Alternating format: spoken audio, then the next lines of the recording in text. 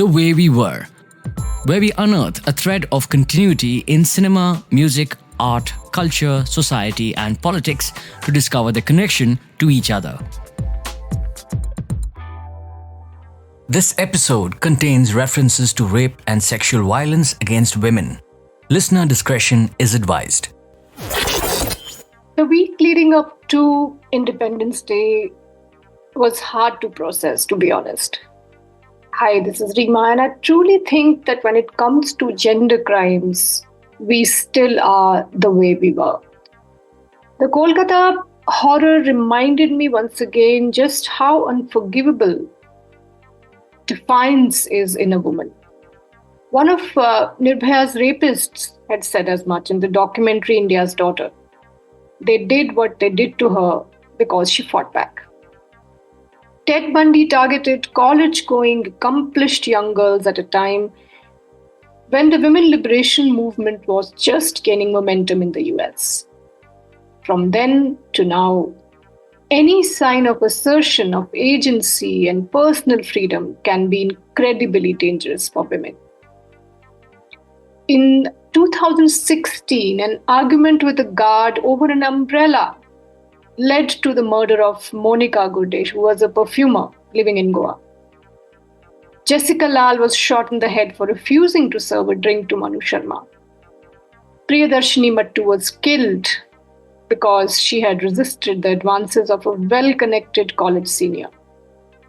And you may have heard of Aruna Shanbag. She was a nurse, and in 1973, her conflict with the janitor led him to attack her, and the assault led to her remaining comatose for over 41 years. I have no clue why Sanjay Roy attacked the trainee doctor at R.G. Kar Medical College and Hospital in Kolkata this week.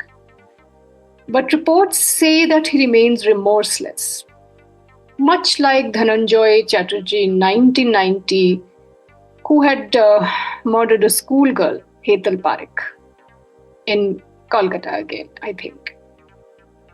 He maintained till the end that Hetal was not as innocent as she seemed. Yeah, that's what he said. And now you can see how Vinesh Phogat's heartbreak is being celebrated in certain sections. It's almost as if they are celebrating the end of her defiance, of her triumphant return to the international arena and the continuum of her persecution. She spoke too much, she fought too hard, and what couldn't be forgiven is that she asserted a power she did not have. From a triumphant goddess who had defeated 3 international rivals in one day, she became a laughter emoji. The crushing of women and their aspirations is so normal that a potential world champion can be turned overnight into a butt of vulgar jokes. And the murder of a young doctor can be covered up as a suicide. I'm also wondering how quickly we will revert to business as usual once the outrage at the Kolkata incident subsides.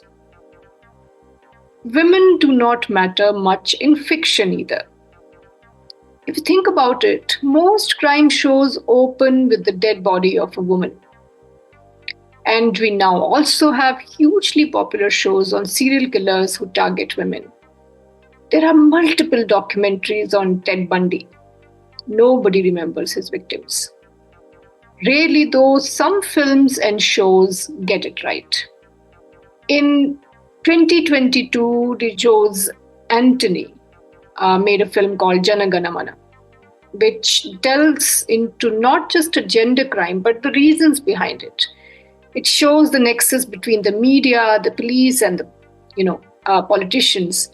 And it shows how the levers of mass consciousness are pulled and pushed to win the war of perception. I won't say that this is a perfect film, but what works for it is that it brims with genuine anger and also a tentative optimism that we will course correct before it is too late. Another show that got women right and gender crimes right was the 2019 Netflix drama Unbelievable. One of its most insightful lines was, and I quote, "Rape has 3 crime scenes: the body of the victim, the body of the rapist, and the place where the crime actually happens." The series also adds another crime scene to the list without naming it: the mind of the victim, against which a cruel warfare is waged by a brutal, desensitized justice system. What is remarkable about the series is not just that it is based on a real story, but how that story is told. For the longest time, rape has been narrated and filmed in cinema in a way that disempowers, brutalizes, and shames the female body, while showing us how it is subjugated. Here, we do not see the crime through a voyeuristic camera gaze, but in bits and pieces that survivors can bear to recall through the filter of their pain and horror. One of the most shattering moments is when Marie, a young girl, while being attacked in her own home, cannot look away from a photograph of herself in which, almost in another lifetime, her body was free, playful, full of joy, as she ran into the waves on a beach. We see the terribly invasive post-rape medical procedures that Marie, who was plagued with heartbreaking pathos and fragile strength by Kathleen Dever, has to go through post her trauma. The cold clinical questions surrounding her bruised body, her stunned mind, her faltering memory, and the wall of disbelief that she almost instantly runs into. Without a word, the series plunges you gut first into the horror of alienation and apathy that women face after experiencing an assault. When instead of support, they are offered only scrutiny that weighs the one question that is still the most relevant one in any milieu. Is she believable? As a pathologically inconsiderate foster mom says about Marie to a cop investigating her case, something is off. Because the young girl hasn't fallen to pieces. Because she has a history of seeking attention. Did she really go through what she said she went through?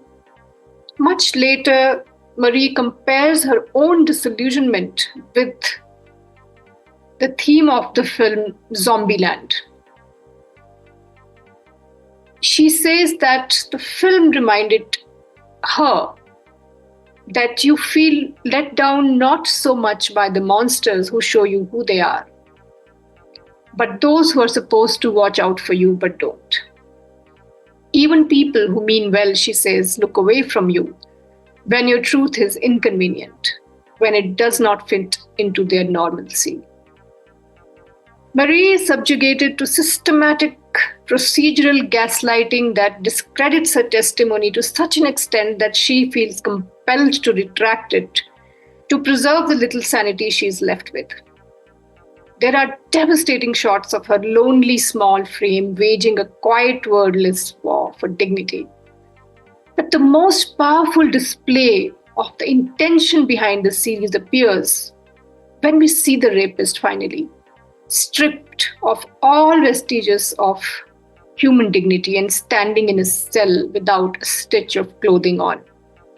This is possibly the first time on film that we see a sexual predator presented without the power that cinema and society have traditionally accorded him.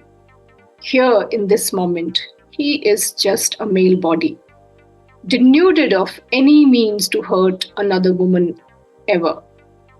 This is an important point because in almost all forms of media and reporting, stories about gender violence disempower women with imagery that objectifies their bodies and embeds their helplessness in mass memory. The web series is based on the 2018 non-fiction novel An Unbelievable Story of Rape, written by T. Christian Miller and Ken Armstrong, and co-created by Susanna Grant, who, if you remember, wrote the screenplay of Erin Brockovich, Ayelet Waldman, and Michael Chabon. The story recounts how Marie's rape was not just dismissed as a figment of her imagination, but how she was charged with making a false police report, which is a crime punishable by up to a year in jail. And Marie, eager to snatch back some amount of peace, had even accepted a plea deal that sentenced her, among other things, to a $500 payment for court fees. This, in the end, is not a series about the rapist who hurt Marie and many others grievously. As a story about rape and retribution, what Unbelievable gets right most of all is not just the optics of how a story like this should be filmed, but who should get to tell it. So from the moment Merritt Weaver and then Toni Collette magnificently walk into the frame, the tonality of the narrative changes. In the way the two female cops talk to the other rape survivors, in the way they begin to lean on each other to find a criminal who has trained himself to be invisible, in the anger that Collette's character displays against policing, that would have been much more proactive if men were as vulnerable as women are. Unlike Delhi Crime on Netflix, where despite a powerful female protagonist, the story in the end delegitimizes civil society protests and becomes a homage to policing. Here, the story does not flinch from calling out lapses in a primarily male-centric system that underserves women at every level. Similar nuance could be found in Ivan Ayer's wonderful little film Soni, which highlighted the struggles that even women in uniform face with subordinates and seniors, and in the homes and lives that they inhabit. Marie went on to sue the city that had watched her case. She won and told the media, "I didn't want to ruin the rest of my life. I didn't want to give him that satisfaction. I wasn't going to let him destroy me." And that exactly is the biggest triumph of Unbelievable, that it vindicates what all women like Marie have known, regardless of what was taken away from them, that they are inviolable and unbreakable. The Way We Were, where we revisit the past to understand how the ebb and flow of popular culture shapes the way we are. Only on The Podcaster.